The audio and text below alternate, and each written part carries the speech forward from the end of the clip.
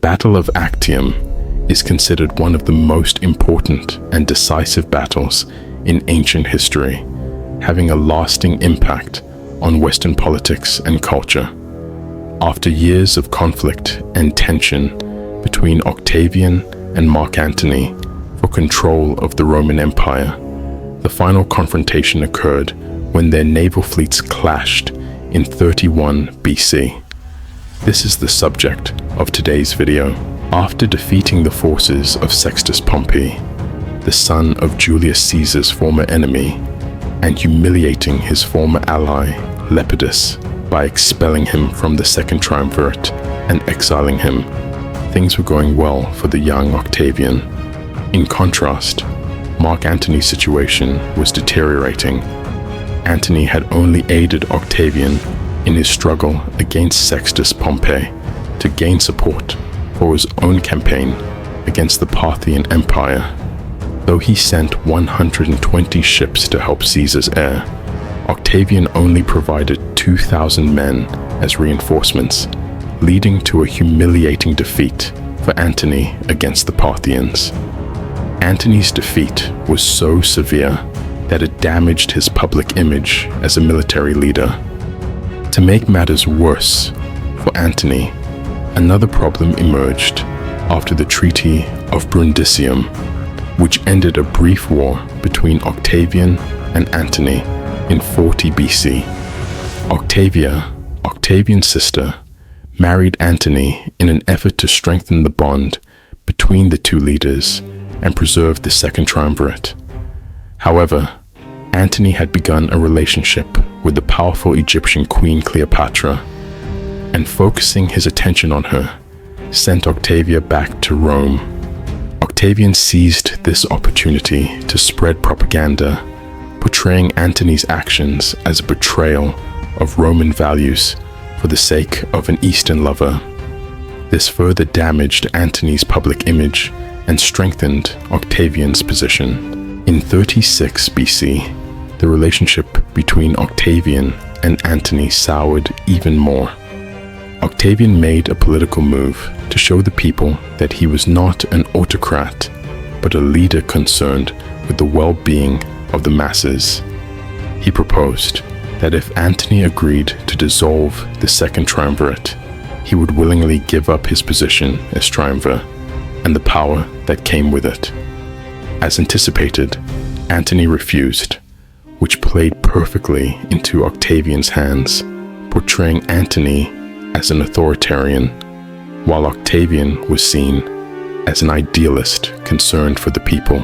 2 years later, in 34 BC, tensions rose again when Antony invaded the kingdom of Armenia.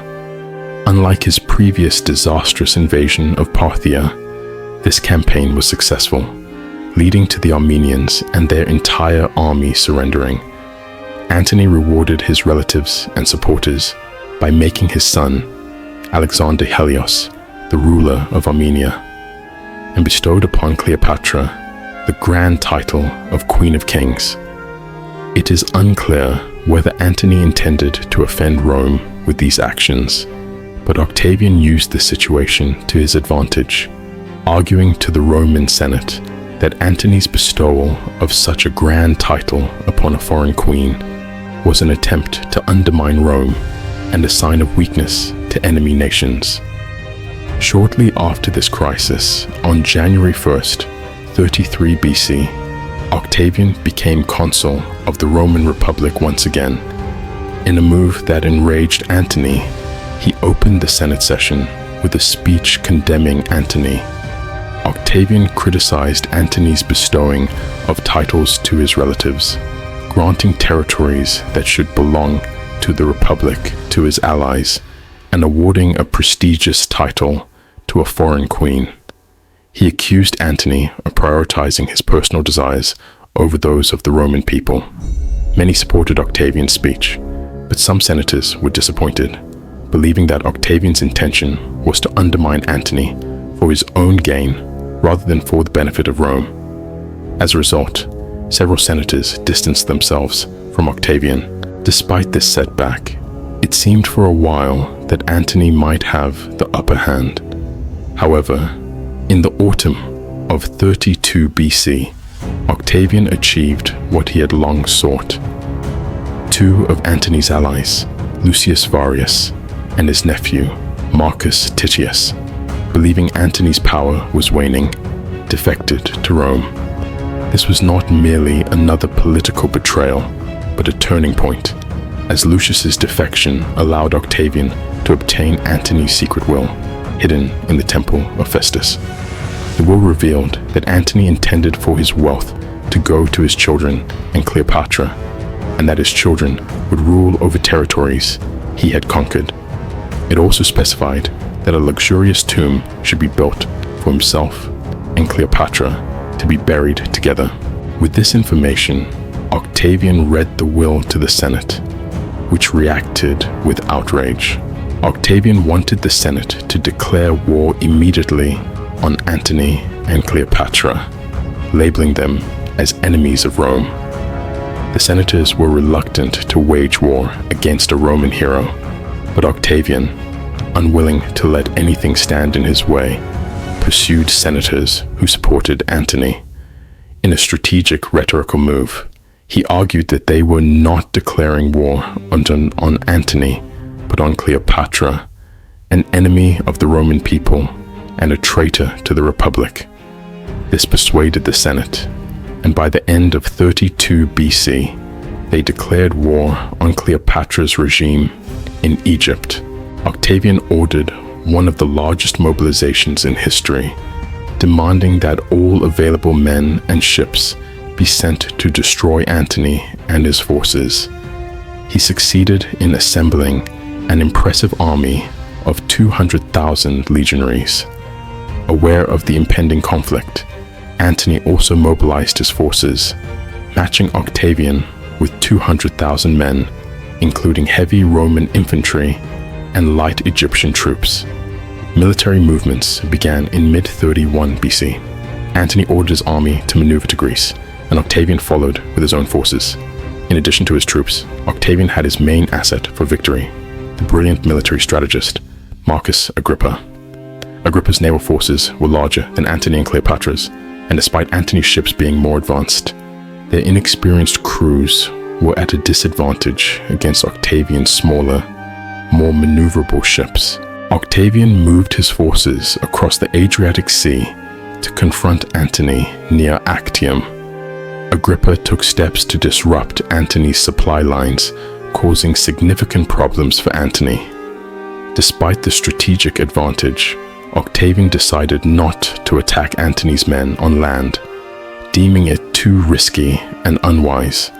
Instead, he preferred to fight at sea, where his navy had a clear advantage.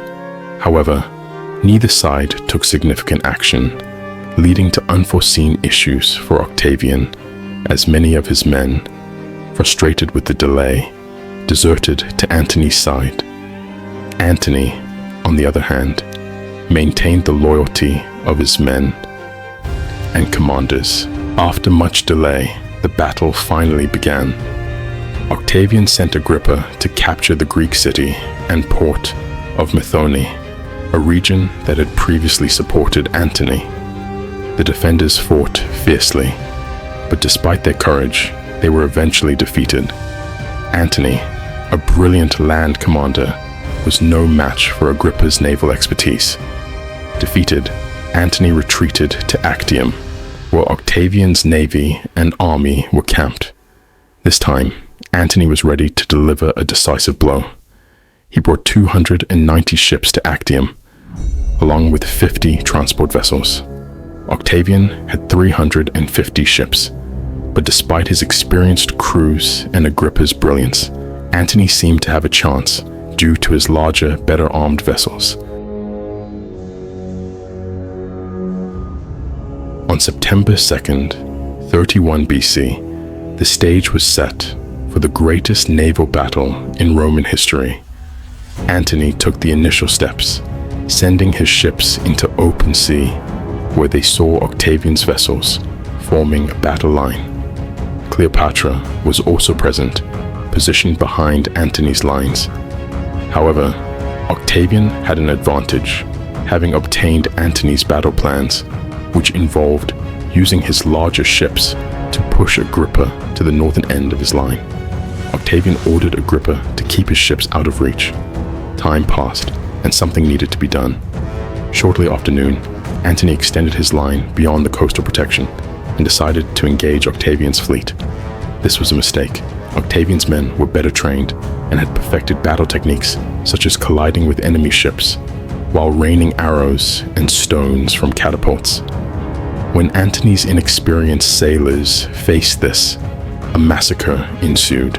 Seeing the disaster unfold, Cleopatra decided to act according to Antony's pre-battle orders.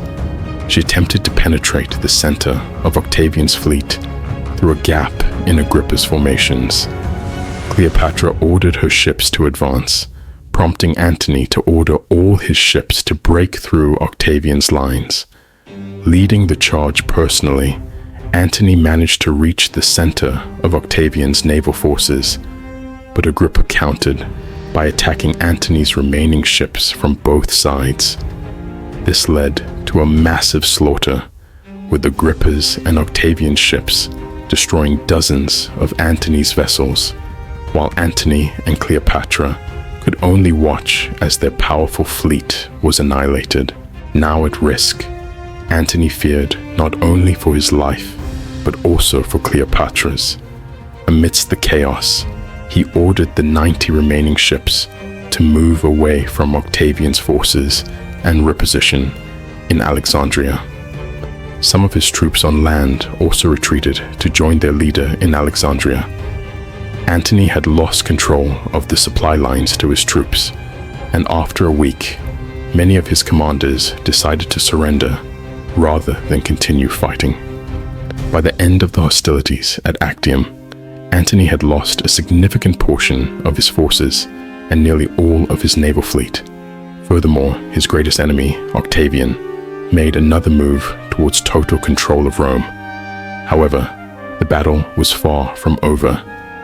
Antony and Cleopatra